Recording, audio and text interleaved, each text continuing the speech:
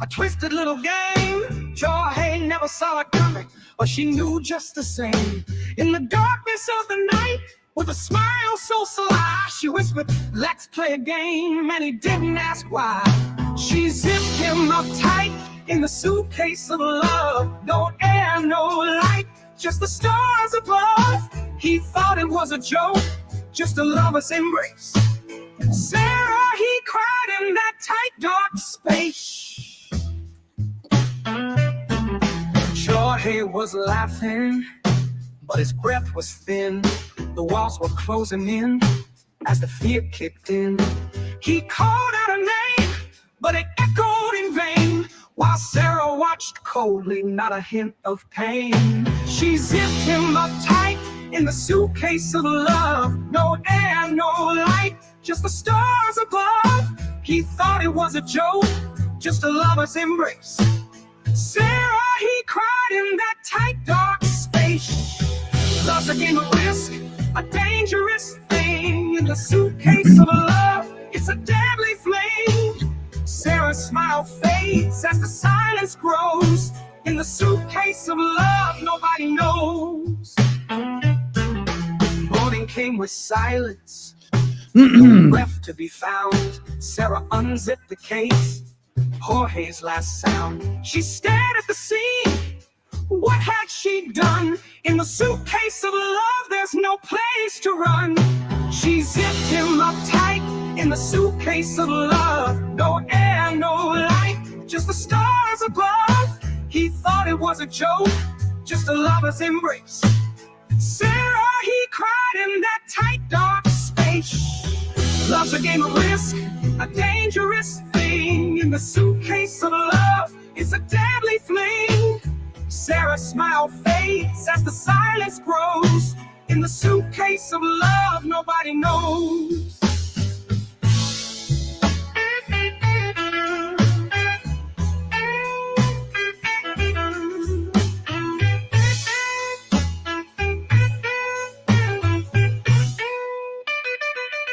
Love's a game of risk, a dangerous thing.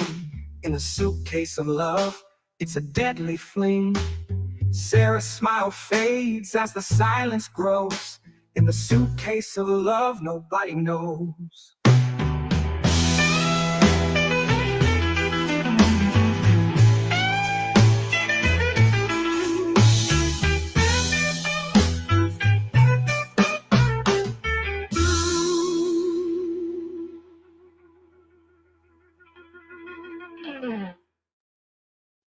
Hey, good morning, good afternoon, good evening, good night, everybody. How are we doing? How's everything going? Today is the beginning of the Sarah Boone trial. For Sarah Boone, likely not for us. As of yet, there has been no stream information posted on Law and Crime or on Court TV. So presumably, they're going to go straight into jury selection for a day or two or possibly more. The judge was kind of unclear about that last Friday because there's also some motions to take care of. Now, how exactly they're going to go about doing this, as I said, is a little bit unclear. The judge was vague. What it seemed that he was saying he was going to do was he was going to go through the first batch of potential jurors and narrow it down to about 50, to a pool of 50 jurors. And then they would spend a day or two or however long it takes to go through the remaining motions. And then later on in the week, they would complete the jury selection and begin with the opening statements. So it could be the end of the week before we actually get something live from the court on this. I'm sure they will stream the motion hearings. So I'm guessing probably tomorrow, maybe, or possibly Wednesday, we'll be able to start seeing stuff from the court. I'm still holding out a small amount of hope that we'll see something today. But like I said, as of right now, let me double check. Court TV has nothing. And Let's see. Just check again with Court TV, which I also believe has nothing. And again, this may also be delayed. I just checked Court TV twice. Why would I do that? It may also be delayed because as many of you know, especially those of you in the Florida area, another hurricane is barreling down on Florida. So there may be some potential problems with scheduling involving the hurricane as well. Yep. Court TV's got nothing. So what we're going to do is we're going to assume that it's not happening. And if it does happen, everybody let me know and we will switch over. It's actually supposed to start in about 15, 16 minutes. So we'll keep an eye on it. But again, there's nothing listed on Court TV or Law and Crime. So unlikely it will happen. That having been said, we do have stuff planned for today, albeit an abbreviated show. There is a couple of motions to go through. There's an order on a motion to appoint a clinical psychologist. There's a motion in limine that they're going to probably be arguing later this week, some point. There's a protective order and a little extra tidbit from a previous legal matter involving Sarah Boone that I found and downloaded. So what I plan on doing today is going over just a brief little outline of the history, what we've talked about the past few days. Then we will take a look at these motions, and then we will wrap it up. So I'm guessing maybe we'll have about an hour today. But never fear. If we don't have something going live within an hour, what I'm going to do is I'm going to transfer you all over to another show that I have prepared, which will be part 3 of my Phoenix Wright Ace Attorney playthrough. And if we go down that route, then Megan Fox will probably be joining us to assist with the voiceover work. That's what we're looking at right now. So we're going to be basically playing it by ear. I expect to have about an hour's worth of stuff to talk about, and then we'll go on over and take care of some Phoenix Wright Ace Attorney. We're in the middle of a trial. We have to solve a murder trial during court. So, hey, look forward to doing that. And hopefully we'll have a little bit more light knowledge from the court by the end of the business day today as to how they plan on handling the rest of the week. And we will deal with tomorrow. And if for some reason they continue with the initial jury pool whittling down stuff, or voir dire, as we say out in Utah, then we will watch the second to last hearing. Hearing took place about 2 weeks ago. I realized we didn't cover that. So yeah, we'll watch that to catch up. But in the meantime, oh, hello, dog. We've got 473 people here watching us, getting ready to gear up for the Sarah Boone trial, expected to be starting in a few minutes within the court, and then us within a day or two. Who knows? We'll just have to figure it out. 475 concurrent viewers, 159 likes. Come on, people. It's like 300 of you haven't done your job. Get down there and smash that like button. Get down there and hit it. And while you're down there, just poke at the subscribe button an odd number of times, and give me a little benefit of the doubt while we do this. And for those long-time people or even new people that have just been paying attention, we are on a winning streak here. We are on a streak. We are on the emotional support potato pig dog cam streak, which we have unlocked that particular achievement, a grand total so far of 28 days in a row. We are on day 28 of our emotional support potato pig dog cam, which is right up there in the corner. There we go. So if we unlock the achievement for today, then that'll be day 29. Whether that happens is entirely up to you good people. Right. And putting us on the track down that way.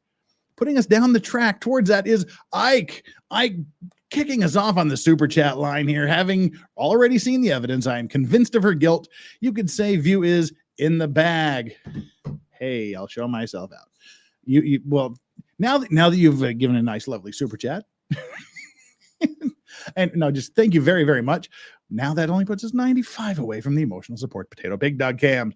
And Lowlands Angie talking about the intro song. Did AI create this? I wrote the words, and AI provided the lyrics and wait, I wrote the lyrics. AI provided the music and the vocals. That's what, there we go. And he's dead, Jim. Does she actually have a lawyer or is she pro se now? She has 3 lawyers.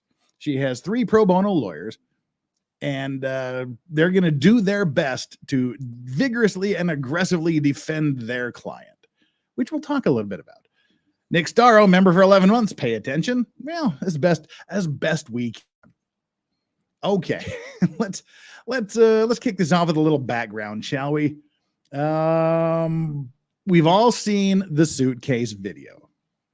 We've all seen the video she took of her sitting in a chair in her, I assume it's kitchen/living room, with George Torres inside the suitcase, which she flipped upside down a couple of times and videoed herself taunting him, videoed herself mocking him and laughing at him as he's struggling to breathe, saying, you know, Sarah, I can't breathe. She's like, yeah, well, that's how it feels when you cheat on me. And one time she said, well, that's what you do when you choke me. And he's like, oh, Sarah. And she's like, fuck you. And then I'm doing this for everything you've done to me. And then as I've repeatedly said, she does one of the coldest things I have ever seen on a real non-Hollywood, non-serial killer movie video. When he's just about at the end of his breathing rope, he says, Sarah, and she just says, shh. After saying fuck you, it's like, fuck you. Shh. That was so cold.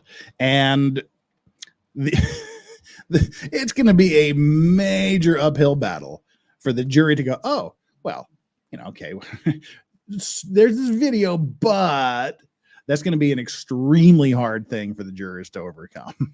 Ike, dropping another $5. How's it going? Thank you very, very much, Ike. Does Boone have 3 lawyers so she has 2 spare when she fires the first one mid-trial? This guy is doing a fantastic job wrangling her. If you listen to his original interview that he gave immediately after accepting the appointment, he said that before he even got the job, they had an argument. But then I guess they came to an understanding. So he's walking this thin line, I guess, between what Sarah wants and what he can do. And it seems to be working so far. You know, he's been successful on some very, very minor motions, such as allowing her to wear civilian clothes, which is almost always granted, and not having any restraints, which in her case is the correct decision. But, you know, although he's arguing for more important things like motion to exclude evidence, he's not doing so well. But of course, that's to be expected in this case. He's doing the best he can. I know a lot of people were giving him some grief for making dumb arguments, making stupid arguments. He doesn't have a lot to work with. It's like expecting him to go to the World Series of Poker with half a deck. You're at a disadvantage and you're very, very unlikely to win. But he is doing the best he can, and he is the only lawyer in all of Florida that stood up and said, I will take on her case. Nobody else wants it. I will do it. There's probably a little self-serving thing going on in there, but that does not take away from the fact that he has agreed to take on this case that not a single lawyer in Florida would have anything to do with. So kudos to him. Bless the guy. He's a hero in my book. Doesn't mean it doesn't mean his client's gonna get acquitted, but he is a hero in my book. So the police played the suitcase video to Sarah Boone, and we'll talk a little bit about what we had on the body cam footage here right after we catch up with some very important announcements, namely. Oh, Ike, we already got yours. Sorry, there. Ooh la la, Pat, all the way from Paris, France. Do you have your Boone Tang? Oh, I sure do. We have the official the official Sarah Boone cocktail, the Boone Tang suitcase, which is vodka and tang. But today we have a modified Boone Tang. We got a Boone Tang mod going. I'm really tired, so I had to lace this with a can of Monster Citrus. So this is a Tang Monster Citrus and vodka Boone Tang suitcase cocktail. Energy. So yes, we do have that. If any of you are in and at least a reasonable time zone, please feel free to somehow, somewhere find Tang, or just get some orange juice, make a screwdriver, lie, and call it a Boone Tang cocktail. Thank you so much, Ooh La La Pat. And Nick Starro dropping the 5 Legal Vices memberships. Thank you so much. If you're one of those lucky 5 people, you got to do me a big favor and thank Nick Starro. And by the way, you should head on over to Nick Starro's channel. It's right there, Nick Starro. Just type that into your search engine and you will find an amazing channel with a great guy who is a whole bunch of fun to watch and hang around with. Make sure you subscribe to his channel and show him a little bit of love if you haven't already done so for gifting some memberships to the oldie channel here. And also, it looks like we had something happen whilst I was talking about that. All right. So that's how it's going to be, is it? Hey, people, hang tight. I know you came here for Sarah Boone, but we have to make everybody happy right now. We got 700 people here, 291 likes. While I'm doing this, hit the like button, and then we should all wrap this up together. Let's see. What do we got going here? Nick Starro, how are you doing? Scrolling up here to see who got those. Okay, these are the 5 people. Wait, what? They haven't given the. All right, chat. You guys are cracking me up already. Right. If you're KT, and KT, I hear it's your birthday today. KT is a super awesome person in chat. So KT rocks. She is so super awesome. What we're going to do is we're going to give her a birthday cheer. Thank you very much for being here and all the support you've shown through all of the ages and ages and ages this channel has been in existence. Happy birthday and cheers to you, KT, and anybody else who just happens to have a birthday today. All right. Thank you. And if you happen to be KT, Matt Reviews, Helena T, Jamie Kelly, or Enraged Bacon, you got a Gifted Vices membership from Nick Starro. Make sure you give him a super special thanks for that. And Ozzy Wombat has also gifted 5 Legal Vices memberships. And they went to Poisonous Paradox. Oh, I like that name.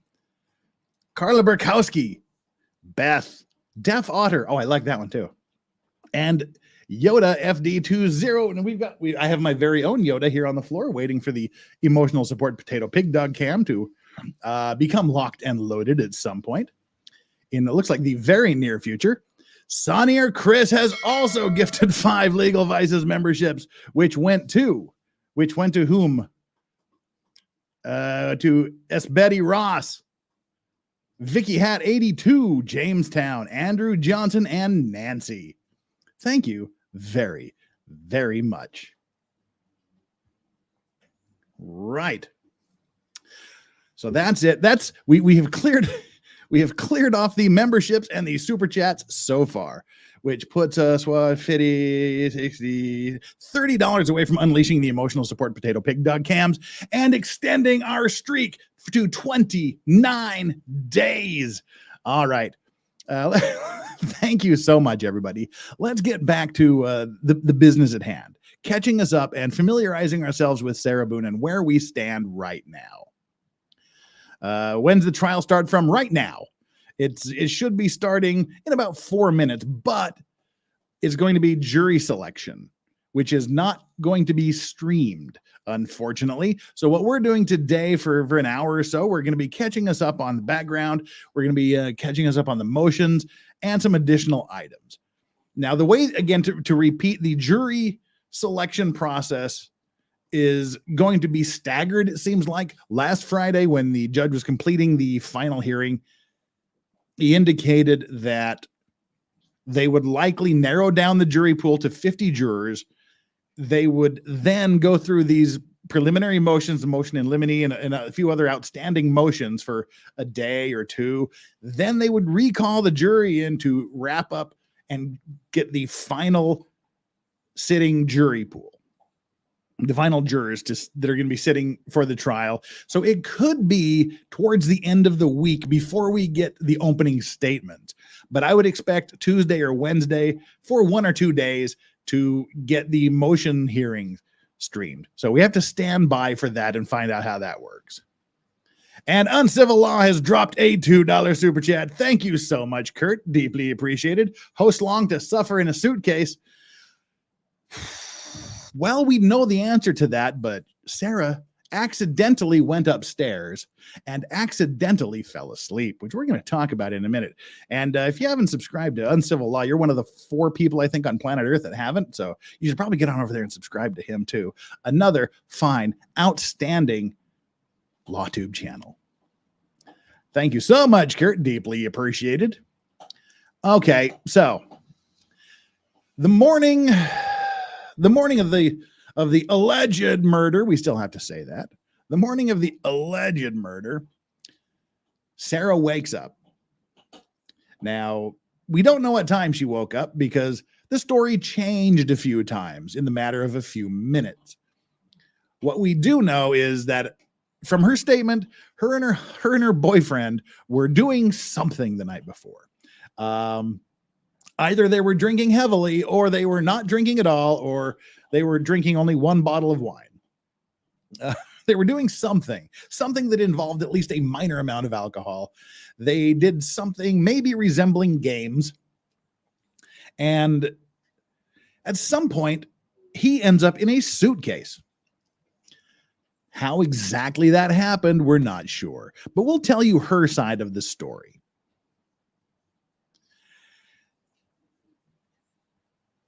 She calls the police, but before she calls the police, she called her ex-husband. Her ex-husband was, I guess, in the process of preparing to bring their son and the dogs over to her for her to take care of for the day. I don't know what their visitation arrangements were, but she called him and said, my boyfriend, something along the lines of, my boyfriend's dead and in the living room of the house. Can you come over, please? And I guess like a good caring ex-husband, he went over there. And he was sticking around. He stuck around until the cops came. He said, you might want to call 911, which she did. And he stuck around until the cops came, gave a statement to the cops. And here's what the body cam revealed briefly. They were drinking the night before. Records show that 2 bottles of wine were purchased from the local convenience store. You would think it was a Publix it was a Publix. Picked up, I guess not really a convenience store, but picked up 2 bottles of wine, and there was 1 bottle was empty and the other bottle had a little bit left. But she insists that they only had 1 bottle, which means that assuming both of them had something to drink, they would have both had about half a bottle, going by what she says. Yes, her ex-husband was way too large to fit in the suitcase, whereas as George was 5'2"-ish, weighed about 100 pounds, soaking wet. So yeah, she tells the police they were drinking the night before, and she said that they were playing hide and seek. She said they started out listening to music, which she hated. She asked to turn the music off, and then they did a puzzle for a while. They got tired of the puzzle, and then they decided to play hide and seek. So 2 mature adults decided they were going to play hide and seek. Well, he got in the suitcase somehow, some way, somewhere, and she fell asleep, is what she told the police. She said that she found him in the morning. She woke up in the morning, found him in the morning, and proceeded to perform CPR on him until the police arrived. Well, the police said, but ma'am, you found him in the morning and you just called us and now it's after 1 p.m. What did you do during that time? And she said, oh, no, wait a minute. I woke up at 12:30 p.m. So yeah, she changed very quickly from waking up in the morning to waking up at 12:30 p.m. And then she called she called 911 around 1 p.m. She said she was in bed by 12:30 p.m. I guess it'd be 12:30 a.m. Sorry. She was in bed by 12:30 a.m. She said that after he got in the suitcase, that she went upstairs and forgot he was in the suitcase and fell asleep. She went upstairs, forgot he was in the suitcase. Now, the cops were obviously curious about how such a thing could happen. Because if you're playing hide and seek, a person should hide, and the other person should, by definition, seek, which means look for, not go upstairs and go to sleep. Well, it gets even weirder than that, because she admitted to the police on body cam right there that she zipped him up in the suitcase. She said that we thought it would be funny if you got in the suitcase. She said, oh, yeah, we thought it would be funny. So he climbed in. She said, I thought I would just watch him squirm a little bit. And she said, I zipped him up. Well, that's a problem. That's a big problem. When you're saying that that you zipped them up in the suitcase and you're being tried for murder involving zipping them up in the suitcase. So she said, oh, she thought it would be fun. They would watch him squirm a little bit. And then she went upstairs and fell asleep. Then she said she woke up at 12:30-ish. So we have her sleeping by her own comment. She said she accidentally went upstairs, and she fell asleep around 12:30 a.m. She woke up around 12:30 p.m. So she'd had half a bottle of wine, according to her, and slept for 12 hours. Yeah. And this, of course, raises the other question of hide and seek. They both agreed he would hide in the suitcase. Well, that kind of makes hide and seek a little, not so exciting or fun when you say, okay, let's play hide and seek. I will seek and you hide in the suitcase and let me help you get in there. And then I'll count to 10 and look for you. Kind of takes the fun out of the hiding and the seeking part of hide and seek, and quite frankly makes no damn sense at all. Well, she said she started CPR in the afternoon because she changed her story to say that she woke up around 12:30. She again reiterated that they had a bottle of wine. And she gave permission to search and to run a forensics team through the house. So CSI Orange County showed up and ran through her house. Now, she was explaining that he was laying on his side and she zipped him up into the suitcase. Then she got worried. She was worried about how she was going to tell his family. And the cop's like, yeah, don't worry. That's our business. And then she said, but he's going to kill me. She didn't say he's going to kill me. He can't because he's dead, because she probably killed him, allegedly. She said his family is going to kill me. And then she said something really, really, really strange. She said something along the lines, to paraphrase, that his family always thought she would kill him.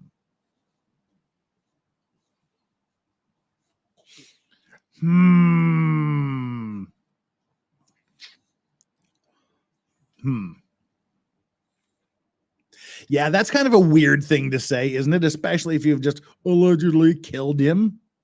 But she also said that they never liked her because she is a, quote, blue-eyed white devil. She's a blue-eyed white devil, and they'll kill me. Well, again, she repeated over and over again that his family doesn't like me. They never liked me. It's like Rocky Horror Pictures. You didn't like me. You never liked me. His family's going to kill me. And then she said, It was not intentional. She admitted to zipping him up, admitted to sort of kind of being the cause of his death, but said it's not intentional.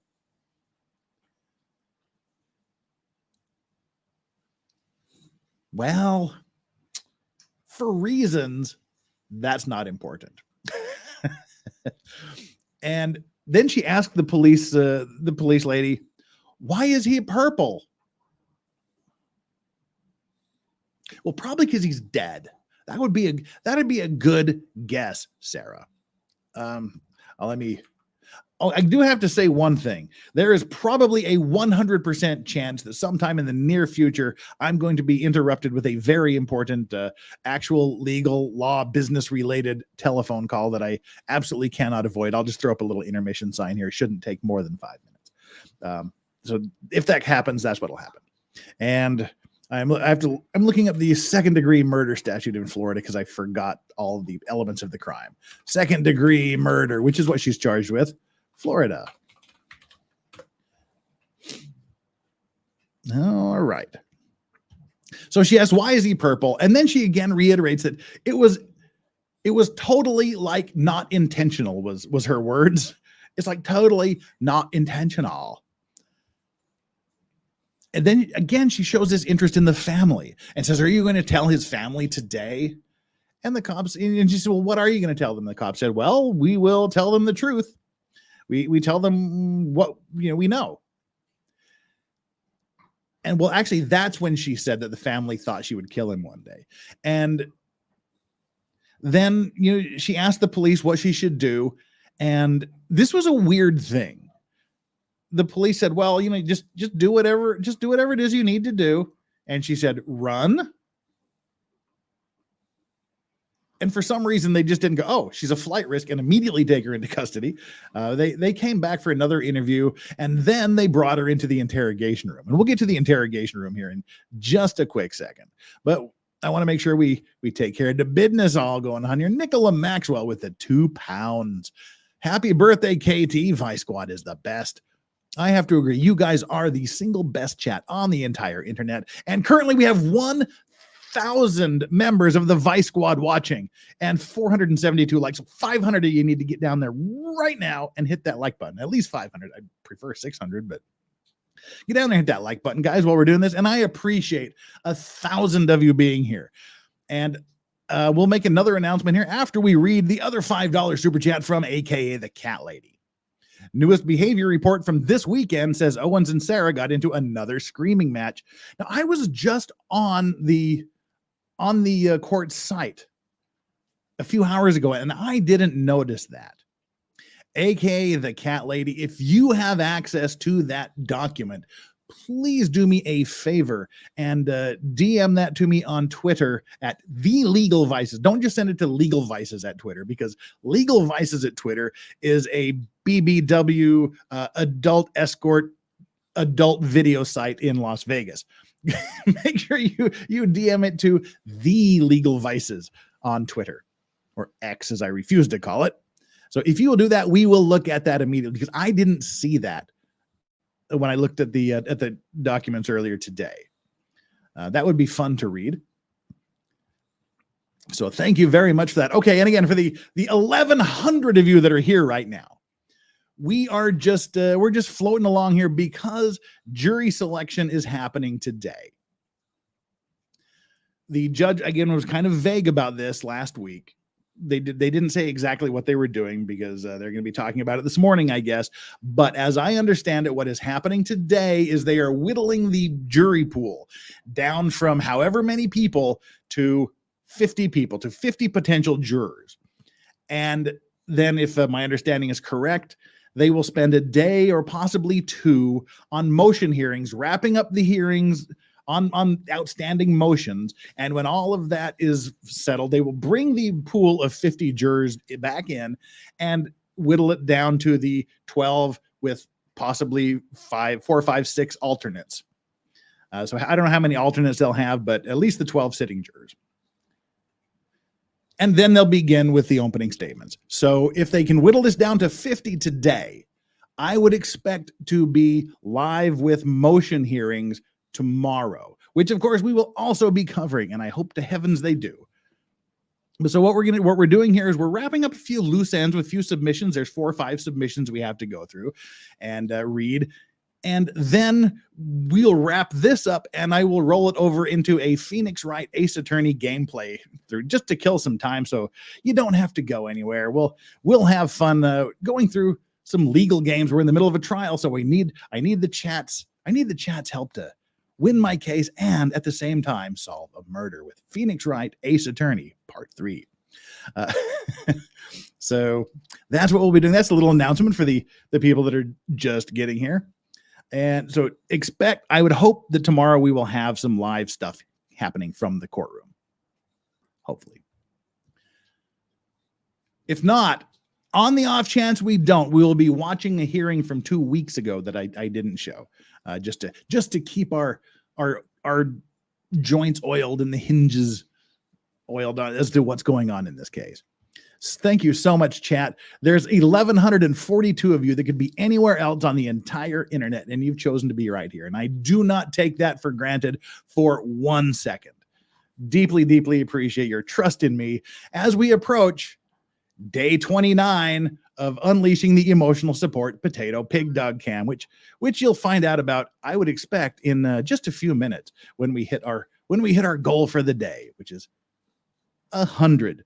If we get 100 in purchased gifts, gifted memberships, super chats, whatever, we unleash the emotional support potato pig dog cam, which is Yoda and Strawberry, my 2 breathy, snorty English bulldogs.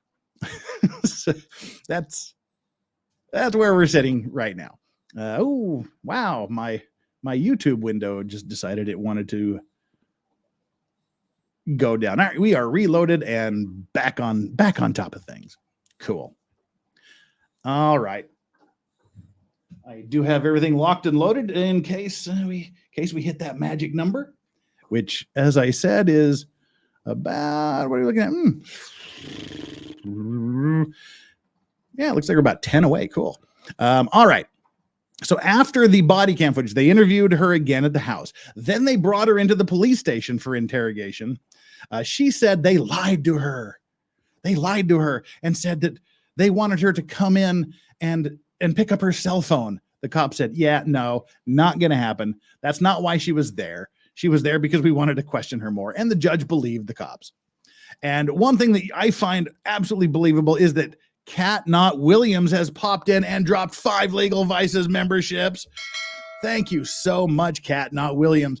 People, there's 1,100 of you here right now. Cat Not Williams, she does some cool trial stuff. She's been covering the YSL Young Thug trial. They're on day 4,836 of that trial or something like that. She also covers trials that aren't normally streamed or publicized. So she gives you a little bit of an insight into things you might not see on other channels. So go check out Cat Not Williams. And if you happen to be Indigo Luna, how you doing, Indigo? Good to see you here. Mario, Jedi Jess, Hipster Doofus, like that name too.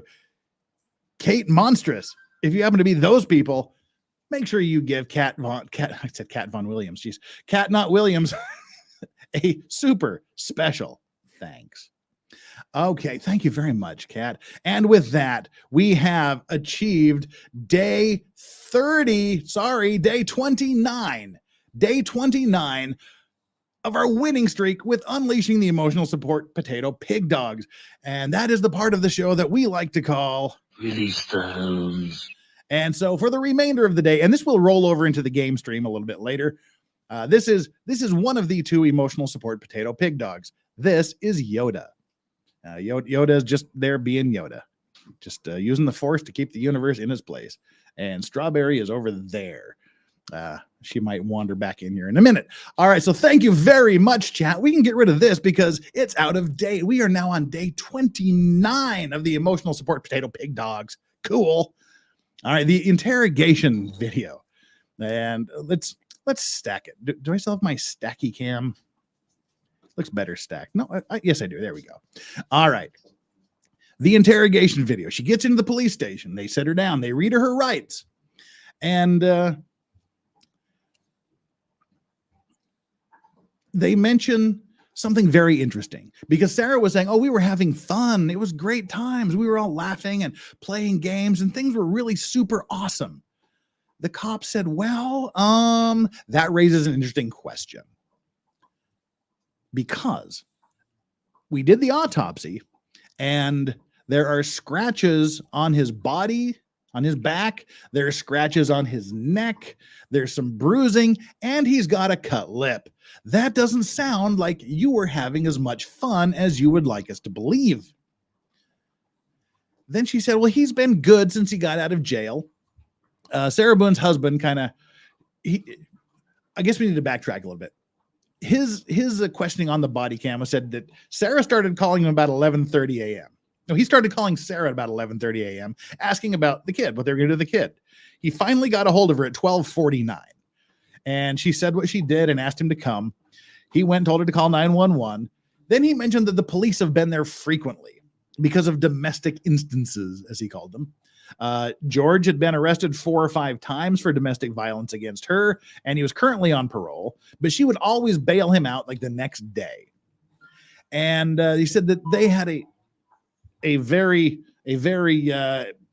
volatile dynamic, I guess is the wording that he used. Oh, aka the cat lady sent the behavior report. Sweet. We will definitely be adding that to the list of 5 or 6 things we need to cover as soon as we wrap up the review of the interrogations. All right. Thank you so much for that. Yeah. So apparently there's this history of a little bit of give and take in the domestic violence area with George and Sarah. So back to the interrogation, they were saying, all right, you said that you were having a great time. Everybody was happy, but he's got all these marks all over his body. And she said, well, he's been good since he got out of jail. He's been taking his classes. Then like 3 heartbeats later, she says he's abusive. Then they started talking about the drinking, this mysterious drinking that either they drank 2 bottles of wine plus maybe some other stuff in the house. They drank 2 bottles of wine. They drank 1 3/4 bottles of wine. He drank 1 bottle of wine and she drank nothing, or somewhere in between. It was never made clear because she changed her story every few seconds. They were asking about the drink. She said that I don't want to drink, but he does. And then she went on to say, oh, look, if you look in my phone, you'll see videos of him breaking stuff. Then she actually said, the direct quote from her mouth was, I can't get drunk.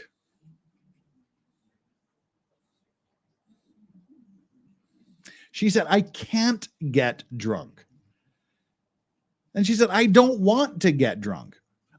She repeated several times, I was not drunk. I was not drunk. And I swear to God, within a matter of sentences, they showed her the video. They said, oh, hey, we got this video here. You mentioned videos on your phone. Well, we got this one here of him in a suitcase. In fact, we've got 2 videos of him in a suitcase that you made. Do you remember making these videos?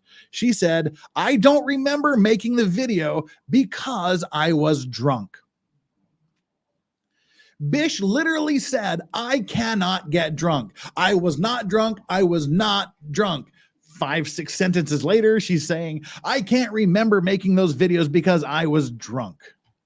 And yes, hey, Joe, if you have seen those videos, she sounds drunk as fuck. Like, seriously. Like, a lot. And then but I thought he was okay. And by the end of it, they said, all right. It went around and around and around in circles. She kept saying, but it wasn't intentional. I accidentally went upstairs. I accidentally fell asleep. I'm like, how do you accidentally go upstairs? You didn't fly up the stairs. You didn't fall up the stairs. It's like, I don't know. I didn't accidentally go up. It was weird. This whole thing was a lather, rinse, repeat for about an hour.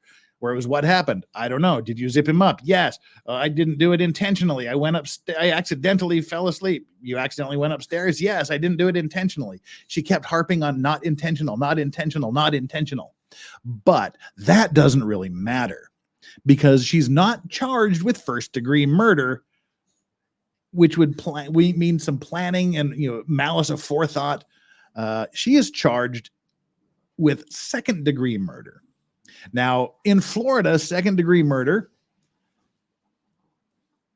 it's a type of homicide, of course, where to prove second-degree murder, a prosecutor must show that the defendant acted according to a depraved mind, which is basically she acted without regard for human life. She did something that was so ridiculous that it just shows she had no regard for human life whatsoever. Florida state law permits the prosecution of second-degree murder when killing lacked premeditation or planning.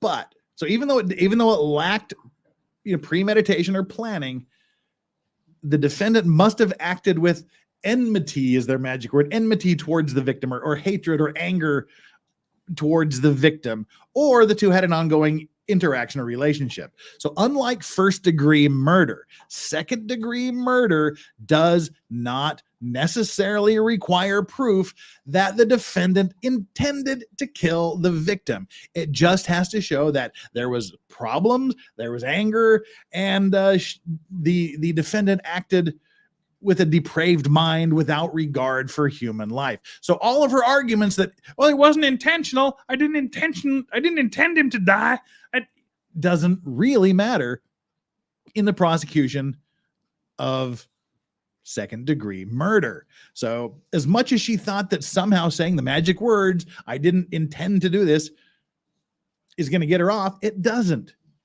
In fact, it makes the prosecution's job much easier, because they just have to show these two things. And she admitted, basically, I was angry at him, but even though I had a good time that day, he was abusive towards me, and I zipped him up in the suitcase. Now, she also said, but I left some holes in there, so he could have opened it with his finger. He could have stuck his fingers out and opened it. Well, the cop's like, well, if he could have done that rather than suffocate to death, why didn't he do it? And she couldn't really answer that question, so she got arrested. She got arrested. Oh yes, there will be bingo cards for the trial, people. And if you're new to the trial stream here, we got 1,183 of you here, and we got 649 likes already. That is super awesome. Thank you so much, guys. And I would say that we should have over 1,000 likes right now. We've probably got another 30 minutes or so before we wrap this up and wait for day 2 to find out what happens. But I think in the next 30 minutes, we can get 1,000 likes. We can do it because you chat are freaking awesome. That's why the Vice Squad is the greatest chat out there. And also, Tease T dropping the heat, getting the big foghorn for dropping the 10 Legal Vices memberships. Woo, thank you so much, Tease T. If you got one of those gifted Legal Vices memberships from Tease T, I hope you were paying attention, and I hope you saw that. I think we can scroll on up here real quick. Scrolling. Tease T. It would be Jen N. Thank a farmer, and thank you, farmers. Seriously, farmers are the backbone of the United States and the world, actually, because people need to eat farm stuff. Lisa Heinz, Squinting Cat, cool nickname. Volpe Fox, Aquanet, Cindy Darkheart, Emmanuel Quinones, Mads, and Criminal Minds got the gifted memberships from Tease T. Make sure if you're one of those peeps, you give Tease T a super special thanks. And Jedi Jess resent you the Google Drive link to my Sarah folder. The new inmate notes are there. I requested them separately. Oh, thank you very much, Jedi Jess. Deeply appreciated. That is super awesome. Thank you very much. And AKA the Cat Lady also says behavior report sent. Thank you as well. And thank you for being a member for 8 months. That is way cool. Appreciate the ongoing support. Adara the Wholesome with the $2. Finally, feels like I've waited a lifetime for this. You're going to have to wait another day or two for jury selection and motion arguments to be wrapped up. But we'll be there. We'll be there. Definitely opening statements by the end of this week. And Sebastian Mueller, huge mega supporter of the channel. Fort Boone, anyone? Oh, if only she was representing herself, we would have had a chance. But alas, I think there will be no Fort Boone. We got 700 likes. Boom. Keep it coming, people. Let's get up to that. Let's get up to the 1,000 likes. We're 300. Oh, and by the way, according to my last check, because I'm very, very interested in what's happening on my own channel. Go figure, huh? I was 10 away from 80,700. Oh my Lord in heaven. We blew well past the 80,700 mark. We're currently at 80,726 subscribers. People, that means we're only like 274 away from 81,000 subscribers. Chat, do me a freaking solid. So, you know, there's 204. I'm sure there's 240 of you in the 1,128 currently watching that have not subscribed to the channel. Let's see if within the next 30 minutes or so, we can get 200 and what was it? What are we, 274 subscribers? It's a hard drive. It's a long road to get there, but I think you can do it because you chat are awesome. And we are going to be covering the Sarah Boone trial, gavel to gavel, in our own little special way, with commentary, wit, wisdom, a little bit of laughter as much as we can in the middle of a murder trial. But take a chance on me, because you guys could be anywhere else in the entire universe, and all 1,126 of you have chosen to be here. Bless all of you all with all sorts of blessing things. All right, that brings us up to date. The only thing we really have to mention is, remember, she said that she didn't drink. Then she said, I can't get drunk. I was not drunk. I was not drunk. Well, I don't remember making those videos because I was drunk. Well, at the final hearing that was held the other day, she said when the police arrived around 1 p.m. the following day, she was hungover and, quote, still a little drunk at the time the officers arrived. So, yeah, hey, Seagate One, new sub here. Cool. Thank you very much. So yeah, she went from I don't drink to I can't get drunk to I was too drunk and I don't remember filming to I was hungover and still a little drunk from when the officers arrived on the scene. So what she would have us believe is she drank half a bottle of wine, accidentally went upstairs, accidentally fell asleep, slept for 12 hours, and 13 hours after she fell asleep accidentally from having half a bottle of wine, she was still a little drunk at the time the officers arrived. We have a legal term of art to describe that. Bullshit. That's the term we use to describe that sort of argument. All right, it's time to switch out the doggos. Thank you for pointing that out. Now we've got Strawberry over here. Yoda has peaced out, I guess. Thank you for mentioning one of the dogs took a vacation.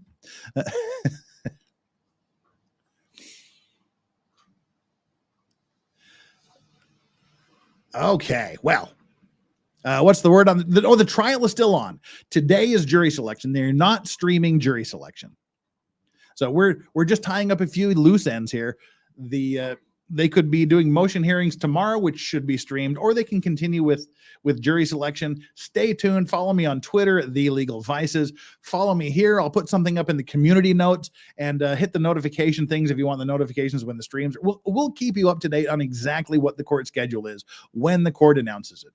But so far today is just going to be jury selection, which they are, unfortunately or fortunately, depending how you look at it, not streaming. All right, we have some documents to get through. It's document time. And while I'm thinking about it, let me pop on over here real quick to Twitter and download the document that was sent to me. Where do we got here? Excuse me. Aha. Righto. Oh, that's fun. All right, we will wrap up. No, we'll do that second to last. All right, I am pulling up some documents here. We've got 3 more motions and orders, 1 inmate behavior note, and a special bonus from a different case that Sarah Boone was engaged in before this current trial. Well, actually, while it was ongoing. Was there a smell in her house when the police went in? I don't know. I would hope not. Ugh. Your phone refuses to say Boone. Are you done with the Ocean Gate investigation? Yes, the hearings were closed on that. The hearings were closed. If there's any more developments, as soon as there are any other developments in the Ocean Gate, the Titan submersible case, or the implosion itself, we will let you know. But I'm going to be putting together a playlist. I haven't made the playlist yet. I'll be doing that, but we have them all 2.5 weeks we did. All right, we need to stop that screen and then present this screen right here. Right there we go. This is just a little order here. The defendants, which is Sarah Boone's side, made a motion a while ago to appoint a clinical psychologist. I can't remember who they wanted to appoint, but for some reason they've changed it to wanting to appoint a different one, a new clinical psychologist. So, State of Florida plaintiff v. Sarah Boone defendant. Amended order on defendant's motion to appoint clinical psychologist. This matter has come before the court upon defendant's motion to appoint clinical psychologist. The court, having reviewed the motion and the response of the Justice Administrative Commission, they're the ones that decide all the cost issues regarding appointments and whatnot. And being otherwise fully advised in the premises, it is hereby ordered and adjudged as follows. The defendant's motion to appoint clinical psychologist expert is hereby granted, so she gets a clinical psychologist. Dr. Michael Brannon is appointed as clinical psychologist expert to assist the defense. She gets this guy named Michael Brannon. Congratulations. That Dr. Brannon, this is his rates. This is what he gets paid for testifying at the Sarah Boone trial. Can we embiggen this anymore for you guys? I think we can make this a little bit bigger for you. That's what she said. So let's see. Right. All right. This is good enough. Good enough for me. Good enough for you. If we can just squinch this over a little bit. There we go.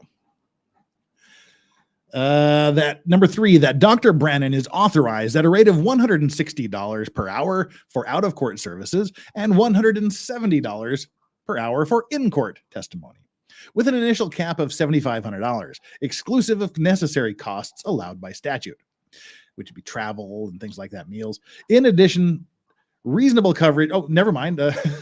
In addition, reasonable coverage for travel and travel-related expenses are authorized and capped at $2,500, with travel time authorized at a rate of $160 per hour.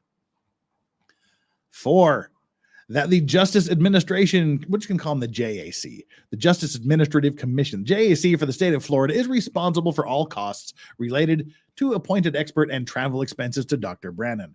And by Justice Administrative Commission, they mean the fine people that operate this, but the actual payments are coming from you, the good tax-paying citizens of the state of Florida. And paragraph 5, the defendant is liable to pay the amount of any due process costs provided to defense as directed by section 27.52 and section 938.29 of Florida statutes. If the defendant is convicted, the court is responsible for determining the amount of the obligation to be imposed as a lien against the defendant. Done and ordered in Orlando, Orange County, Florida. So that's the first motion to take out of the way. And have I missed anything here? I have to stay on top of chat. You guys are just cruising on by here. We've got 781 likes. We're 220 away from getting 1,000 likes. That would be super freaking awesome. Now I'm just grifting for likes. Okay. Oh, we got raiders. Who raided us? We have raiders. Who's incoming? We have incoming. Where are they incoming from? Just said raiders. Where are the raiders coming from? Hey, whoever raided us, thank you. Oh, Ozzy is an Aussie Overlord raid. Thank you, Hayden. Thank you, Aussie Overlord. What a fine, outstanding gentleman. If you're looking for an Australian view of the law and an Australian perspective on things and a whole bunch of fun, make sure you get on over to Aussie Overlord, Australian lawyer extraordinaire. That's his channel, Aussie Overlord. So make sure you subscribe to him as well. All right, let's move on to our next thing, which is let's do the protective order. That's short. Now, this is not a protective order in the sense of, oh dear, someone is threatening me. Please make them leave me alone. This is a protective order to protect information that the prosecution has. Now, why they're trying to protect it is under the work product rule. Now, if I find some evidence, if I find some document out there that proves that Sarah Boone may, if I'm the prosecutor and I find something that proves that, or at least lends to the possibility that she may not have committed these crimes, I'm obliged to turn that over to the defense. Now, if I find something that does prove she did it, then I have to turn that over to the defense as well. But if you have what's called work product, it's something, documents that you produce in the normal course of your business, such as internal meeting notes, things like that. Those can be protected under the work product rule. It's just the product of you doing your job. They don't directly go to guilt or innocence. They're not normally discoverable. Well, the defense, they made a motion to have these documents, these certain documents turned over to them. Well, the problem is the prosecution thinks that they should not be compelled to turn them over. So they made this order. They made this motion to protect the evidence from having to be disclosed to the defense. And that's what this is here. Order granting state's request for protective order. This cause came before the court on October 2, 2024, on the state's request for a protective order, e-filed 9/30/2024, the court having reviewed the request, having reviewed the court file, having considered the arguments offered by counsel for state, and having considered the arguments offered by counsel for defendant, hereby orders and adjudges as follows. There are other legal avenues to present the evidence that are available to the defendant that do not infringe on the work product.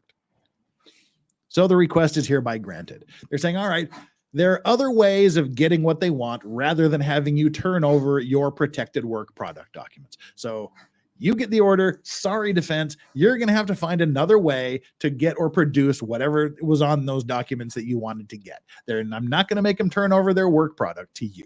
Do your own work, get your own product. Done and ordered in chambers at Orlando, Orange County, Florida, this 4th day of October, 2024. Michael S. Kranick, Circuit Judge. The trial, okay, again, for update, we have to continually update this because, hey, it's an ongoing thing. The trial process has likely already begun as we speak. The jury selection was scheduled to begin at 40 minutes ago. So for today, at least, it will only be jury selection. It may go into tomorrow too, or they may do some preliminary motions tomorrow. So it's already underway. They're just not streaming it right now. I expect, again, to reiterate what we've mentioned a few times. I know there's a huge number of people that keep pouring on in here. So the way the judge made it sound last week at the last hearing was that they would whittle this enormous jury pool down to a final 50 jury candidates. Then they would set that aside for the time being. They would argue some outstanding motions, including the motion in limine we're going to look at here in a minute. They're going to argue the last few motions, which could take a day or two, or maybe even less than a day. But when they finish with the preliminary motion arguments, then they would bring in the pool of 50 jurors and narrow it down to the final jurors and alternates that will be sitting for the trial. So expecting, the court hasn't set a specific timeline for this, but I'm expecting we'll see motion hearings tomorrow or Wednesday. And then likely I would guess we would start with the opening statements probably Thursday or Friday. That's my guess. Could be completely wrong, but stay tuned and we'll work on that. But we're going to cover as much of this as we can. Whatever they let us cover, we'll cover it right here on Legal Vices, my channel, the preeminent lawfluencer on the, on the internet. I love you guys. Chat is great. And all you new people that are brand new here that have never seen me before, I hope you're enjoying chat. Chat is great. We have a very, very awesome group of chatters, the Vice Squad. We don't have many rules. I know a lot of law channels and a lot of other channels are highly regulated, highly rule centric in their chat behavior. We just have essentially one rule in chat: don't be a dick. That's just it. Just don't be a dick. Don't be a dick to each other. Don't be a dick to me. Don't be a dick to any guests. Don't say dickish things that would get the channel deplatformed or whatever. Just don't be a dick. Regulate yourself. You guys are adults. You're thinking sometimes we tend to walk over the line, walk very near the line. Occasionally people will put a little toe or two over the line, but we regulate ourselves because we're adults and we don't need to be part of a nanny mod state. The best thing mods can do is nothing. So that's how we run this channel. I hope you guys like it. We're funny. It's the greatest chat on the internet. And with that out of the way, let's look at the motion in limine. This is likely one that, do I want to save the change? I didn't make any changes, so no. No, that's the spoiler alert there. All right, this is the one we wanted. This is the motion in limine, likely to be argued. Yeah, I can't believe it's been 4 years either, Nico Ways.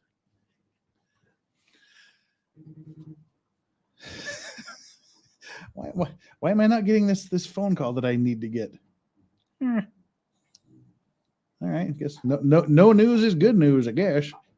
I might have to call them later. Defendant's motion in limine. Oh, whoa. Time the F out. Whoa. Holy crap. Sebastian Mueller. I mentioned Sebastian Mueller was an OG grand supporter of the show. He's just dropped 20 Legal Vices memberships. That gets a super big foghorn. Thank you so much, Sebastian Mueller. And if you got one of those 20 Legal Vices gifted memberships, make sure you give Sebastian a super special thanks. Probably 2 weeks or probably a week from this Sunday or Saturday, we'll have the October members only stream somewhere towards the middle end of the month. We'll get to that. So stay tuned for that. Sebastian, my brother, thank you very, very, very much. What have I done? Oh, here it is. Well, that gets you it gets me. Cheers to you. That is super, super generous. We got things to do. Cheers. Wow. Thank you so much for that. Let's look at this motion in limine. Gosh, you guys are so freaking awesome. You bring a tear to this old eye of mine. Now, for some reason, I can't get that off the screen. There we go. All right. Embiggen it. All right. This is a motion to limit or to exclude evidence made by the defense. So this will tell us what they're trying to have excluded and possibly why. The court will be hearing this motion probably tomorrow or maybe the next day, and the court will decide whether to limit or exclude this evidence or whether to just let it in. Let's find out. I just got this, so I haven't read through this yet either. The defendant, Sarah Boone, by and through the undersigned counsel and under sections 90.402, 90.403, and 90.404 Florida statutes, requests this honorable court to exclude certain evidence at the trial of this case, of this cause, specifically redacting portions of the 2-hour video interrogation at the Orange County Sheriff's Office, as the grounds alleges as follows. Ooh, dun, dun, dun. This was filed yesterday. Oh, gosh. Yeah, this was filed yesterday afternoon, the 6th. So they lost the motion regarding excluding the entire thing. They made the motion to throw it out because they alleged that the detective that conducted the questioning in the police station did not properly read Sarah Boone her Miranda rights. The judge said, nice try, not buying it, denied. So now that was denied, now that they couldn't have the whole thing thrown out, they want specific portions of it to be excluded. So I guess that's what we're looking at today. We have our official Sarah Boone cocktail, which is vodka and Tang. A little bit sleepy today, so we added some citrus monster to it, but vodka and Tang is our official cocktail of the Sarah Boone trial. It's the Boone Tang suitcase. That's our official cocktail of the trial. So if you want to drink along at home, go ahead. All right, this is what they want. This is what they want to be. These are the portions they want to be to be excluded. The defendant, Sarah Boone, is charged by way of information with a single count of second-degree murder. The offense allegedly occurred on allegedly. We still have to say that for the time being. Yes. Wow. Hang on, all right. My YouTube thing reset itself. That's kind of weird. Okay. Yes, Tang is not. See, if it was orange juice, it would just be a screwdriver. And we had Boone. Tang is the obvious joke, so we had to get Tang to make the cocktail. If I have to explain it to you, D-What, it's not funny. All right. The defendant, Sarah Boone, is charged by way of information with a single count of second-degree murder. The offense allegedly occurred on... Sorry, I have to say that with a straight face. The offense allegedly occurred on February 23rd, 2024 in Orange County, Florida. During the homicide investigation, the defendant was asked to come to Orange County Sheriff's Office. The defendant arrived on February 25th, 2024 and was escorted into an interrogation room. A custodial interrogation of the defendant then ensued. Means she was in custody. Nobody disputes they were in custody. They both agree she was in custody, and they questioned her.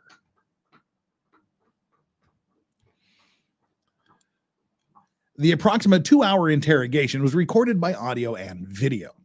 During the interrogation, the two homicide detectives questioned the defendant at length concerning the facts and circumstances surrounding George Torres's death. Yes, I know it's spelled Jorge, but all the detectives, and apparently even his own family called him George, so we're calling him George. At such time, statements were made by the defendant. Yes, lots of statements. All the statements were made by the defendant and the two detectives. Some of the statements made by the parties should be excluded and redacted from the video mentioned above. Oh, pray, do tell. What are those parts that should be excluded from the video before it is submitted to the court, I ask? Well, from the transcript of the interrogation video titled Transcript of Taped Interview of Sarah Boone conducted by Detective Chelsea Copsell, case number 217904. The first section of evidence to be excluded. The following dialogue from pages 69 through 71, beginning on line 6 of page 69. Ooh, put 69 in chat. Detective Scott Lowen.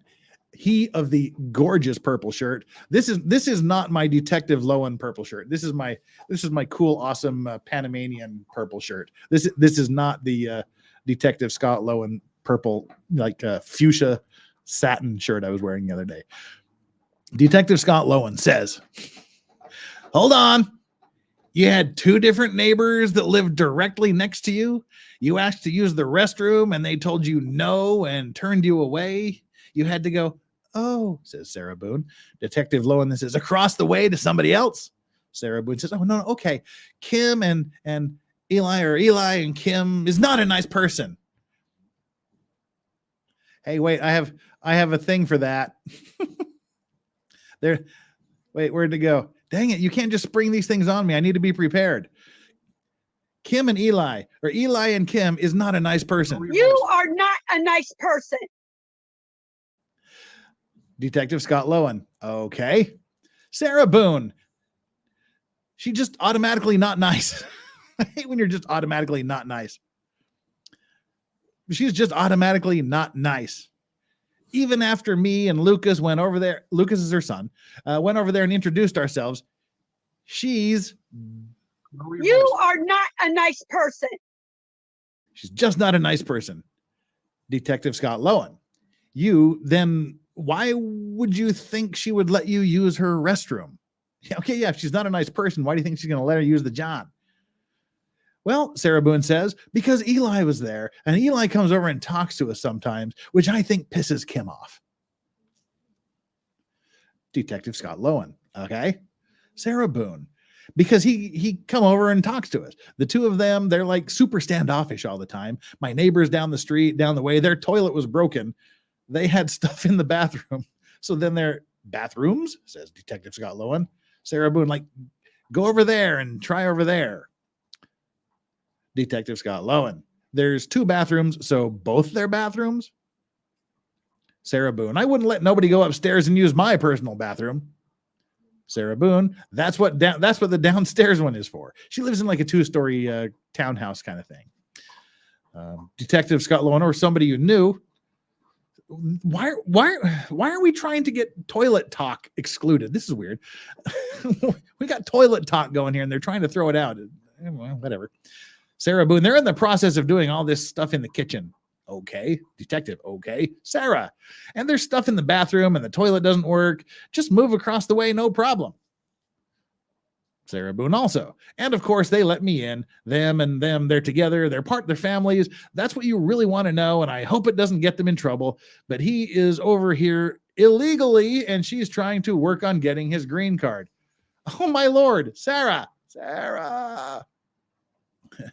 Hope it doesn't get those neighbors I don't like in trouble, but they're here illegally. Oops. Did I say that? Went full Urkel. Did I say that? Well, Detective Scott Lowen then asks the important question, what does that got to do with you using the restroom? Sarah, they didn't want to be involved. Detective Chelsea Copsell, what's the address? Lowen, no, I was asking last night because, we had several different people. Assuming, says Sarah. Detective Scott Lowen, stay in the neighborhood, come up. Sarah Boone, Eli and him, what is the point of this? Detective Scott Lowen, saying that she was drunk on a regular basis. Sarah Boone, Eli and Kim, okay. Did you ask Benny next door? Those are the ones next door that she asked to use the bathroom and they said no. Detective Scott Lowen, no, she said no. Chelsea Copsell, okay. Sarah, like I said, she's not a nice person. Oh, we got to do this again. You are not a nice person. We're obligated to do that anytime anyone ever says you're not a nice person. All right, let's find out why they want the toilet talk to be excluded. The exclusion of said evidence is required due to lack of relevance. Okay, all right, I will give you that. Okay.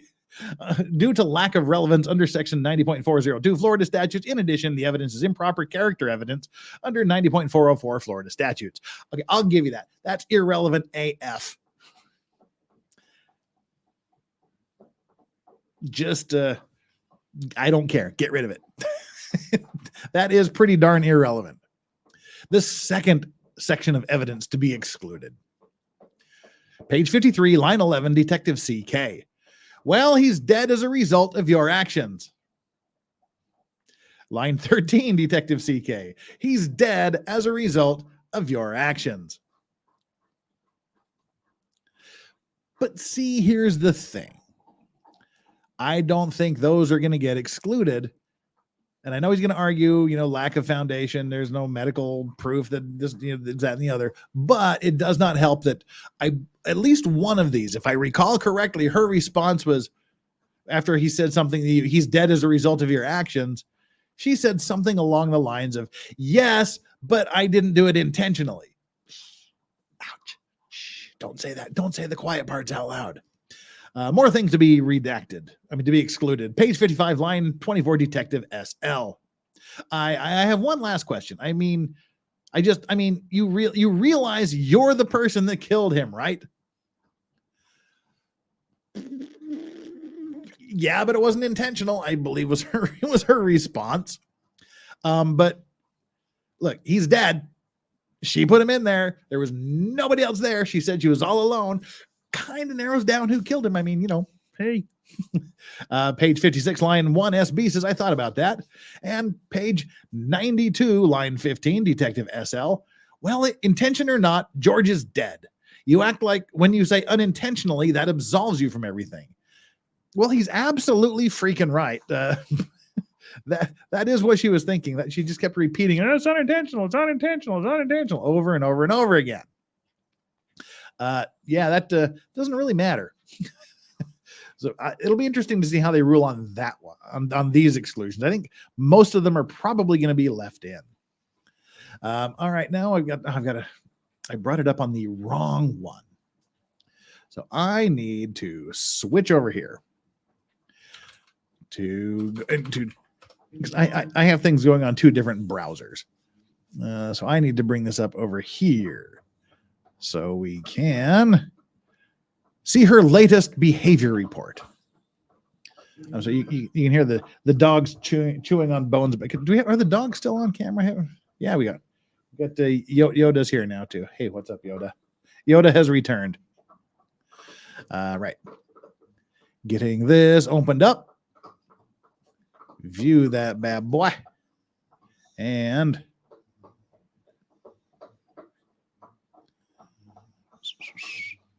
we got to open in new window. There we go. Right. And I will now proceed to share this new window with you folks. Right. Oh, my dog fell down and he's whistling through his nose. All right, we got Yoda's side profile there. We'll give us some strawberry face. There we go. I gotta wipe off. Excuse me while I wipe off the lens. There. Now we have Clear Dog. I think one of them rubbed up against the lens. Okay. Right. Let's remove that for the time being. What's up, Straubs? And share the latest inmate behavior notes. Shall we? Where's the inmate behavior notes? Inmate behavior notes. There we are. There's the oh, those are really small. That's what she said. Looks like that's about as. Oh, you guys can't read it, can you? All right. Well, I will read it for you. These are from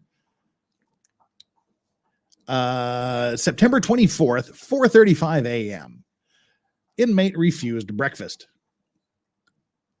Hell, I'd refuse breakfast at 4:30 in the morning too. 5:16 a.m. on September 28th, inmate verbally refused breakfast tray. It's still pretty goddamn early for breakfast. 10/3, October 3rd, 2024, 11:35 a.m. Bible devotion. God, these people can't spell for fuck. Breakfast doesn't have two F's. Devotional isn't spelled even remotely like that. Bible, devotional daily bread, in touch, the word for you today, address book, address, ADRRES.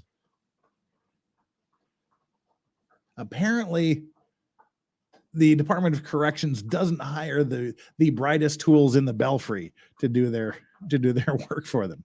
But here, the big one, I guess, is on October 5th, 2 days ago. October 5th at 4:18 p.m. Today, inmate Boone was scheduled for a visit with her legal counsel. Done. Oh, wait, I have the dun button. I keep forgetting. All right. Today, inmate Boone was scheduled for a visit with her legal counsel. At approximately 19 hours, that's 3:19 p.m. While passing by the briefing room, I heard a loud noise, followed by shouting. I encountered Captain Pagan, or Corporal Pagan. There's a good name. There's a good name for a prison guard, Corporal Pagan. I encountered Corporal Pagan in the hallway and inquired about the source of the commotion. Corporal Pagan informed me that the noise originated from the briefing room. We proceeded to open the swing door. It sounds like an Old West saloon, like the swinging doors. We proceeded to open the swing door and checked on the situation. Attorney James Owens acknowledged that he was the one who had yelled and expressed his apologies. He lost his cool. What? He yelled at his client? He lied. He yelled at Sarah Boone? No. Come on. Would Sarah Boone make anybody yell at them? She's such a nice, sweet lady. So he acknowledged that he was the one who had yelled and expressed his apologies. I informed both Mr. Owens and inmate Boone that their interaction, regardless of its nature, was disruptive. Yeah, disruptive to a prison or nice, or jail or wherever the hell she's at. Mr. Owens offered another apology, and then I exited the room. Pagan? It's Pagan? It's pronounced Pagan? I'm saying pagan. I haven't heard it pronounced anyway. If these people can spell breakfast with 2 F's, they can spell devotional, DOVOCIONAL. And if they can spell address, ADRRES, I will call him pagan, even if that's not how he pronounces it. All right. All right. They've been having trouble with her. We've been reading the reports, the behavioral reports. They're kind of entertaining. Pagan, says some of them. Anyway, I will call him what I want. So, that just leads us to speculate. What were they shouting about? I'll tell you what I'm going to shout about. We've got 1,255 people here right now, and we have 927 likes. That puts us 73 away from 1,000 likes. People, do me the favor. Hit that like button. Let's get our 72 likes now to get us where we need to be. 1,000 likes. And also, we just hit 80,759 subscribers. That means we are only 41 subscribers away from 80,800. And that means we're 241 away from 81,000. If you guys get me to 81,000 in the next 10 minutes, I will cry. I will cry right here on the stream.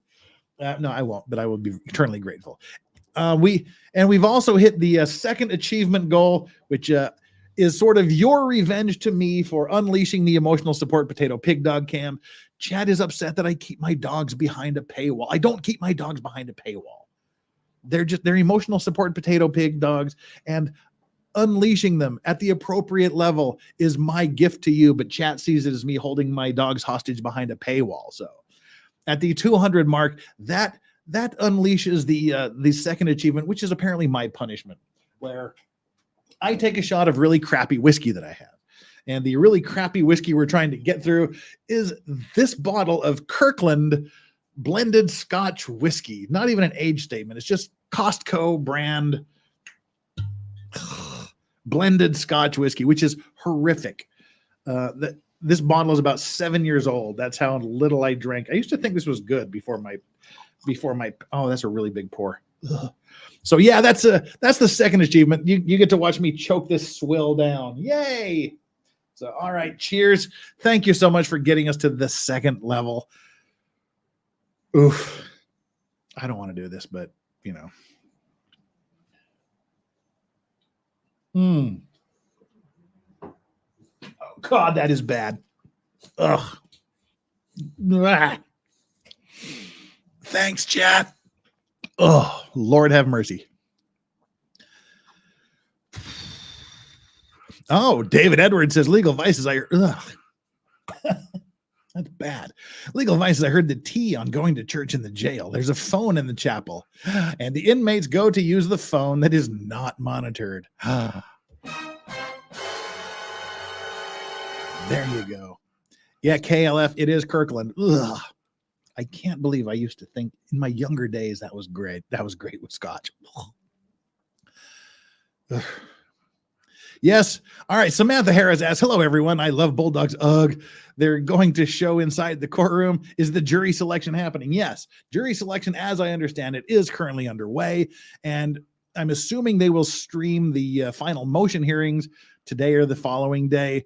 And I would expect the opening statements to take place later this week, perhaps Thursday. That's what we're looking at. But jury selection is ongoing now. It's not being streamed. Sniff some onions, Jeff. Commit, dang it. I don't know what that means. But we're not too far away from achievement 3 either. Achievement 3 is at the 300 level. That's when I do a double shot of straight real absinthe, just for both of us to celebrate. It's much better than this Costco thing. Ugh. All right. Well, now we have one final bonus thing to look at today. And guys, don't leave if you don't want to. What's going to happen after we read this last little bonus boon? We're calling it the bonus boon. We got a bonus boon today. After I finish reading the bonus boon, we'll talk a little bit about how we'll be handling the trial moving forward. And then well, I was gonna do some Phoenix Wright gaming stream, but I'm gonna postpone that until tomorrow because we've got an hour and a half. I was just looking for a way to fill the time to go my normal 2-hour show, but we'll just wrap it up a little bit early. That'll be my gift for you. And if the jury selection goes into day 2, then we'll play some Phoenix Wright Ace Attorney game. We have to do that. And another little bonus thing, Wednesday is a holiday here in Korea. So the hearing starts on Tuesday night for me. So Tuesday morning for the US is Tuesday night for me. We'll do whatever we do tomorrow night. And then Wednesday morning, my time, Tuesday night, US time, myself and Ozzy Overlord, who rated us earlier, we will be just doing a chill Lego stream late into the US evening on Tuesday because it's a holiday here for me. And he is building the Titanic. And I am working on Sauron's Tower Barad-dûr Lego. So we're doing part 3. We'll do that on Wednesday, but then Wednesday we'll cover with a Wednesday hearing as well. So it'll just be an extra bonus stream. All right, let's look at the bonus boon. Yes, Samantha Harris, I am in Korea. Let's do a little intro real quick here. I, Legal Vices, live in South Korea. I've worked for a Korean law firm here for, 29 years. 28 years. 28 years I've worked for this firm here. I've been in Korea 36 years and 2 weeks. So 36 years and 2 weeks in Korea. I've worked for this Korean firm for 28 years. Most of what I do is maritime and admiralty law. I think ship damage, ship collisions, cargo damage, crew injuries, ship purchase agreements, ship financing, insurance work. Do that thing. About 30% is standard corporate stuff. So that's guys. We got to 1,029 likes. You guys freaking rock, man. Vice Squad chat is the greatest. So yeah, that's me. That's who I am. I actually do go to work in a law office every day. So that's a fun little thing we do. And this is what I do in my evenings rather than veg out in front of the TV or whatnot. I share my time with you guys because you guys rock. Now we've got our boon bonus, our bonus boon coming up here. But first, I want to give a super special shout out. AKA the cat lady says the transcript in the motion in limine is wrong. And case cited says opposite of what they think it says. Well, this judge is very, very thorough. I'm sure the judge will pick that up. So expected to be denied if that's the case. Thank you, AKA cat lady, for the additional super chat and the very, very helpful information. Natasha, how are you doing? You should have gone with cheap Boone's Farm wine. They don't have Boone's Farm wine here in Korea. I checked. They don't have it. So that's why we just went with the Boone Tang. I've been talking too much. Now I've got to drink this before I go to sleep. And it's already 11:30. And Megan Runzer. Megan! Member for 9 months. Thank you so much for the long-term support. That is so deeply appreciated. Anyone else still have their Suitcase of Love song stuck in their head? Very catchy, unfortunately. Caught myself humming it just now. That's our intro song. It's pretty dark. I almost didn't play it because our very own mod and also who has her own channel, Flux, House of Flux. I was talking to her while I was writing it. I was saying, I'm writing the darkest lyrics I've ever wrote in my life. And so I almost didn't play it, but I got over it and played it. So been there, done that with the $5. The truth is that Jeff is on the run from the government. No, that's not me. This is just his cover story. Government, I am definitely not on the run from you. Trust me, I got your you still owe us tax money letters the other day. I'll be sending the money real soon. I promise. the government knows where I am. Trust me, been there, done that. Don't you love how the IRS can do that? I got this letter the other day saying that we've looked at your 2012 taxes and you owe us $900. The next day, we looked at your 2013 taxes and you owe us $4,700. Oh, thanks. Yeah, they know where I am. I don't have to run from them. And Katie P, all the way from just north of me in Seoul, South Korea. I can't wait to watch this trial. Also love the hat. Thank you very much, Katie. So are you going to stay up all night with me and watch this thing when we do this? Great. Glad to have you. See, it's like the middle of our night here. And Becky with the pound 99. Let's call it even 2 pounds. Join channel, Bulldog Butthole, 15 out of 10. There's bonus. Yeah, we wait till the licking starts. That 15 will go down to a straight 0 out of 10 real quick. All right. Thank you so much for that. Now it's time. It's time, people. It's time for the Boone bonus. It's bonus Boone time. Bonus Boone time. Where are we at here? All right. That's the emotion in limine. This is a foreclosure. Apparently their house was being foreclosed on. It was stopped voluntarily, but this was a submission in the house foreclosure. This would be her ex-husband's house. It was being foreclosed upon at one point in 2020. I guess 2022, sorry. October 1, 2022. She was named as part of as one of the parties in the foreclosure incident.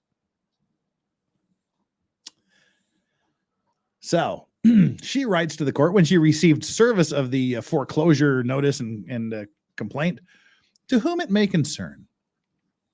Some big in this some more. I am writing in regards to a summons I received on 9/27/2022. It's very cordial. For federal home loan mortgage versus Brian C. Boone et al. My name is also included. Et al. Is Latin for among others. Sarah Boone was one of the among others mentioned. I am not involved, included, or interested in any of the foreclosure proceedings or dealings with this lawsuit. I am divorced from Brian C. Boone and have been since 2017. In our marriage dissolution agreement, I signed my rights and name were removed from said mortgage. I have not lived in the house located at 4311 blah blah blah. We can't read that. YouTube doesn't like it since the divorce, nor paid or contributed in any way towards this mortgage. My name and all affiliation was released, making me no party to this now and future. She don't want to have nothing to do with this. After speaking to former husband regarding receiving the summons, I was told everything is taken care of, quote unquote, and quote, will be up to date on Monday, October 3rd, 2022, end quote. He is the one working on whatever needs to be done for that account to be current and or correct. Again, I have nothing to do with this, or however former husband Brian C. Boone and the mortgage company are handling. Please remove my name so I am no longer included in this matter. I wish it was that easy to get your name taken off lawsuits. In the meantime, take my name off this, but in the meantime, my former husband stated he is contacting the court and mortgage company to provide the aforementioned information so they can send confirmation letters stating my removal from this and everything therein. Thank you for your cooperation. Please send notification my letter is being received so I am aware that the court, etc., is aware of my timely response. Should any questions or concerns arise, please let me know. Sarah Boone. That, ladies and gentlemen, is your bonus Boone for the day. Your daily bonus Boone. Why is this not closing? There we go. No, we want to close you too. And I do not want to save anything because I didn't make any changes. Oh, yes, this is in Florida. This is in Orange County, Florida. You're just now figuring this out, Mary Jane? Yes, it is. That is actually very nice handwriting. Yes, she did have very nice handwriting when she wants to. When she gets angry, it gets a little bit flourishy and a little bit, wild. But, when she wants to, it can be very, very nice. Extremely happy simmer. Oh, I like that. $2. That is actually very nice handwriting. Correct. Let's see. Strawberry is over here. Licking her bed. Cool. All right, people. Now, how do we handle this trial when it goes? I'm thinking that a lot of people may have already made up their minds in this case. I would urge you to not make up your mind at this point. Everyone is entitled to a legal presumption of innocence. They are to be deemed innocent unless or until the state proves beyond a reasonable doubt that they are guilty of the charges charged, which in this case is second-degree murder. We are legally obligated as jurors, and I consider you and myself jurors as we watch this trial. We are legally obligated to consider her to be innocent as of right now. But does that mean we can't have our own personal opinions? Absolutely not. I think she's guilty AF and deserves to spend the rest of her life in jail. But as jurors, we have to set aside our personal opinions and focus on what is submitted as evidence in court, what is proven by the prosecutors, and to what degree is it proven. So even if I think she's guilty and should spend the rest of her life in jail, if the prosecution F's it up, if they somehow blow their case and they put on some ridiculously untrustworthy witnesses, their evidence sucks, we have to find her not guilty. We can only give our legal guilty or not guilty verdict based upon the evidence that's submitted during court. So basically, all this stuff we know, all the background drama, all the extent of the submissions and her behavior and her actions, we have to forget that.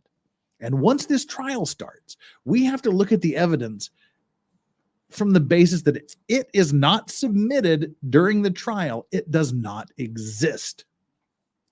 So have your own opinions, have your own ideas, but look at it how a juror looks at it. Why is the jury playing hangman in the jury room? So that's how I approach these trials, and that's how I would invite you to portray the trials. Not like, yeah, let's just going with the noose already around her neck. Make the state prove, and as much as it burns me to say, if the state does not prove beyond a reasonable doubt that she did it, she must go free. Why? Because if we allow the prosecution, if we allow the government to cut corners, that's a slippery slope we don't want to go down. The state is literally empowered to kill you. The state has the power to take away everything you own. The state has the power to take away your freedom for the rest of your life. The state has the power to strap you into a chair, inject drugs into your arm, and kill you. If they want to do those things, if they want to take away your freedom, if they want to take away your life, you have to put them to the test. You have to put them to the question, as the old interrogations went. You have to make them prove their case. If you allow them to cut corners for Sarah Boone, if you say, okay, we know she's guilty, I don't care if they prove the case or not, just why are we having this trial? Find her guilty and let's go home right now. If you do that, when it comes your time, someone else is going to make that argument about you. They're going to interpret the evidence their own way and say, well, you don't deserve a trial. Why are we wasting our time on you? They get to cut corners with Sarah Boone. They can cut the corners with you too. We can't allow that to happen. We cannot allow the state to take away your possessions, your freedom, and even your life without meeting their burden of proof.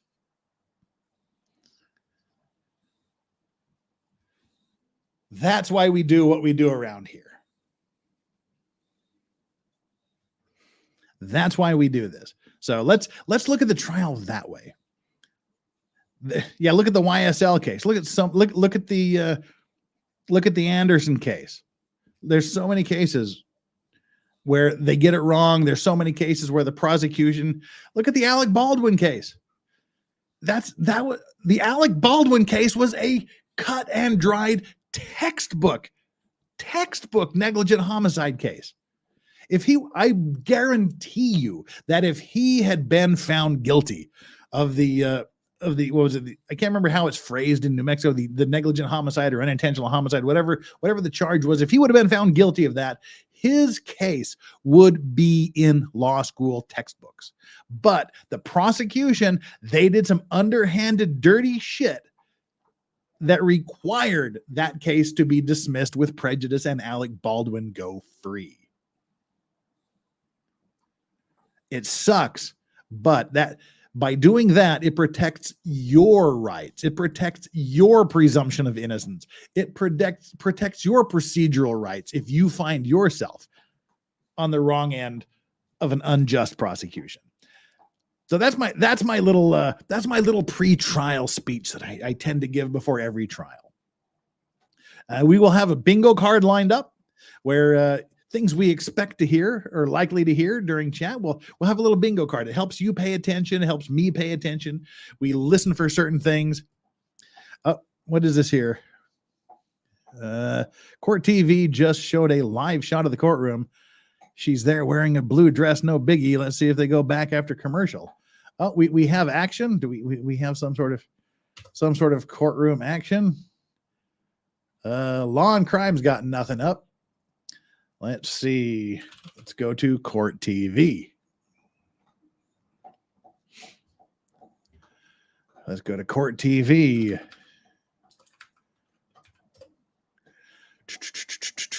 Court TV live. I see nothing on Court TV's page either. So, It's not on their YouTube channels. So, but we're going to shut this down anyway. If they do this tomorrow, we will. Yeah, I saw nothing on Court TV or Law and Crime either. I've been looking at them, but anyway, we'll do this tomorrow. We'll see what it is. We'll just pay attention to the notifications, the YouTube stream times. Pay attention to my Twitter, The Legal Vices on Twitter. And we had another request for the elements of the crime that needs to be proven. We talked about it a little bit earlier, but we'll do it once more here at the end. What does the prosecution have to prove? It's one charge of second-degree murder. One charge of second-degree murder. So the prosecution has to show that the defendant acted according to a depraved mind or without regard to human life. So they had to have she had to have a depraved mind. She had to have no regard for human life with her action. Then the law permits, in Florida, the law permits the prosecution of second-degree murder when the killing lacked premeditation or planning. She doesn't have to show premeditation or planning. That would be more of a first-degree murder charge. So in the second-degree murder, they don't need to show intention or premeditation or planning. But they do have to show that the defendant acted with enmity, anger, dislike, grudginess, whatever. They have to act with enmity towards the victim, or they had to have had an ongoing interaction or relationship. So unlike first-degree murder, second-degree murder does not necessarily require proof that the defendant intended to kill the victim. So they have to prove that it was an act of a depraved mind without regard for human life, and that it had to be done with some sort of enmity or as a part of an ongoing interaction or relationship. And once this gets down, they will give us the details of each of those elements. So that's it, folks. We are here covering the Sarah Boone trial. This will hopefully be the last of the preliminary hearings. Again, tomorrow will completely depend on what the court does. If they do something in the afternoon, we'll cover that tomorrow as well. But if they do another day of jury selection, we'll be playing some Phoenix Wright Ace Attorney, just to kind of keep us to get us in the trial mode, because we're in the middle of a trial in Ace Attorney. We need to do part 3 where we solve the murder and get my client off, so to speak. Daniel Boone has disowned her. Great. All right. So yeah, if there is something being shown tonight, we'll do it tomorrow. We'll show that tomorrow and catch up. If there's something shown tomorrow, we'll cover that at least up through the lunch hour. And if there's nothing shown, if it's day 2 of jury selection, we will play some Phoenix Wright Ace Attorney game. That's it, people. Let me see if there's a place to send you. Let's where are we going to send you now? We have this is your last chance, people. We have 1,089 likes. That is so freaking awesome. And subscribers are 80,780. We're 20 subscribers, only 20 subscribers away from 80,800. 20, there has to be 20, at least 20 of you 957 that are still currently here that have not subscribed to the channel. About 80 to 90% of my viewers aren't subscribed. So, don't be one of those people. Be one of the subscribed people. Hit that subscribe button. And if you are subscribed to the channel or think you are, please double check to make sure you still are. Let's see, where can we send you here? So I'm looking to see where we can send you next if you want to be somewhere else. If you want to wander off on your own, please feel free. And let's see, who is live that I can redirect to? Looking through the list, why do I have like 900 Mystery Science Theater 3000 streams that I can redirect to?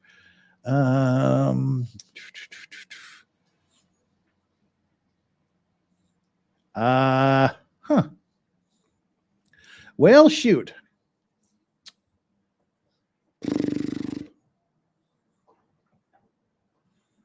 Let's go to the Recovery Addict. We'll send you on over to Recovery Addict.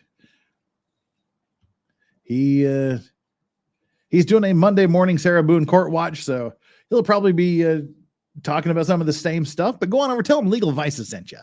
And don't forget to be here, same time, same channel, tomorrow.